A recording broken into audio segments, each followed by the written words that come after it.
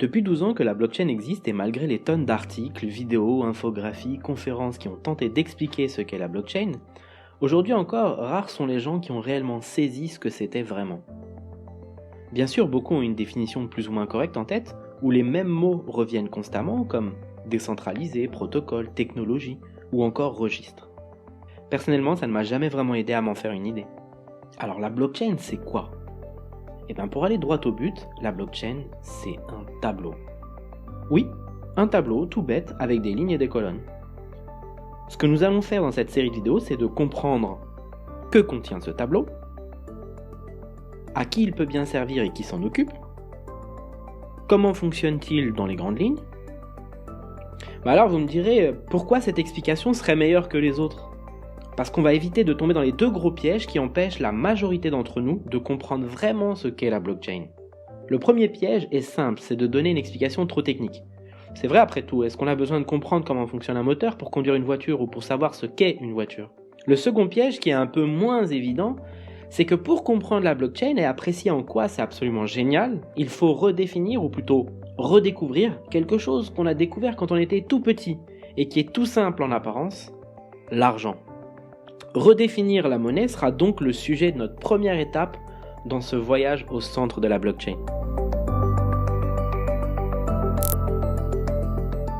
Imaginons que vous vous baladez dans une rue déserte et que vous vous retrouviez nez à nez avec un billet de 100 €.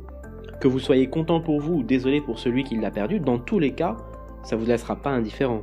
En revanche, vous ne ressentez absolument rien devant un vieux prospectus ou un ticket de métro usagé. Alors pourquoi un billet de 100 € vous fait-il autant d'effet ? Eh bien parce qu'il a une valeur. La question peut paraître un peu stupide parce que la réponse est tellement évidente et spontanée qu'on distingue même plus le support papier qu'est le billet derrière la valeur qu'il symbolise. Car oui, la valeur de ce billet est purement symbolique. Après tout, c'est qu'un bout de papier au même titre qu'un vieux prospectus, contrairement à une pâtisserie ou à 10 litres d'essence qui, eux, ont une valeur qu'on appelle intrinsèque. La monnaie est un support, ou un outil si vous préférez, qui nous sert à mesurer, manipuler, conserver et faire circuler de la valeur entre nous tous. Mais la monnaie en tant que telle n'a pas de valeur en soi. Elle n'a pas de valeur intrinsèque, mais une valeur symbolique.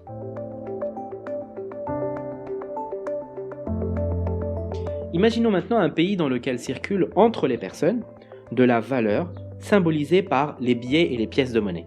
Par exemple, un kiné et son client qui lui est boulanger. Le massage proposé par le kiné a une valeur intrinsèque aux yeux du client boulanger qui a un peu mal au lombaire en ce moment. Il va alors échanger cette valeur intrinsèque du massage avec de la valeur symbolique, de la monnaie qu'il a gagnée en vendant du pain. Chacun des deux produit donc de la valeur intrinsèque par le fruit de son travail et l'échange contre de la monnaie qui symbolise physiquement cette valeur.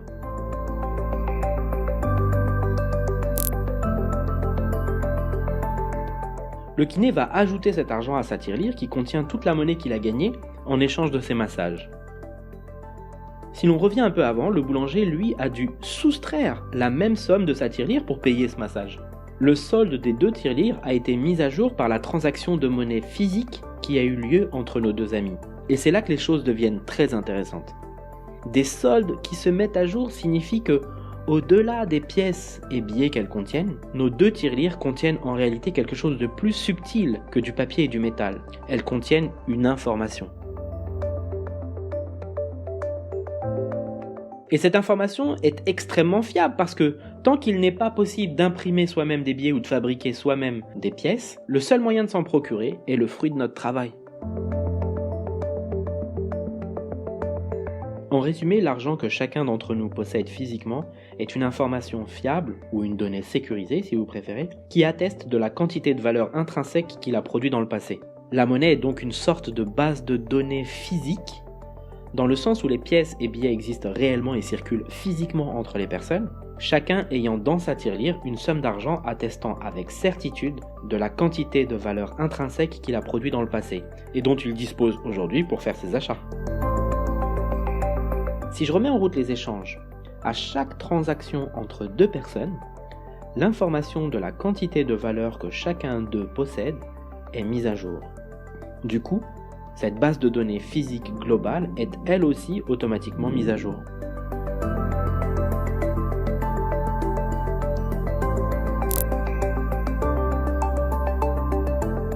En résumé, l'argent ou la monnaie est un outil qui sert à gérer la valeur, ou la richesse produite et consommée par une population donnée.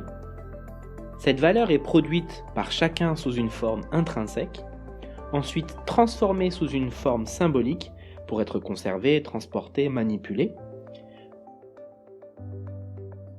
puis transformée à nouveau sous une forme intrinsèque pour être consommée. Alors à ce stade, je sais ce que vous vous dites. Vous avez cliqué sur cette vidéo pour comprendre ce qu'est la blockchain et vous vous retrouvez avec une explication sur la monnaie. Mais je vous rassure, vous allez voir qu'en fait, la blockchain, elle aussi est un outil de gestion de la valeur. Un outil beaucoup plus pratique et qui ouvre la voie vers des possibilités inédites à ce jour et complètement dingues. Merci d'avoir suivi cette vidéo jusqu'au bout, je vous dis à bientôt.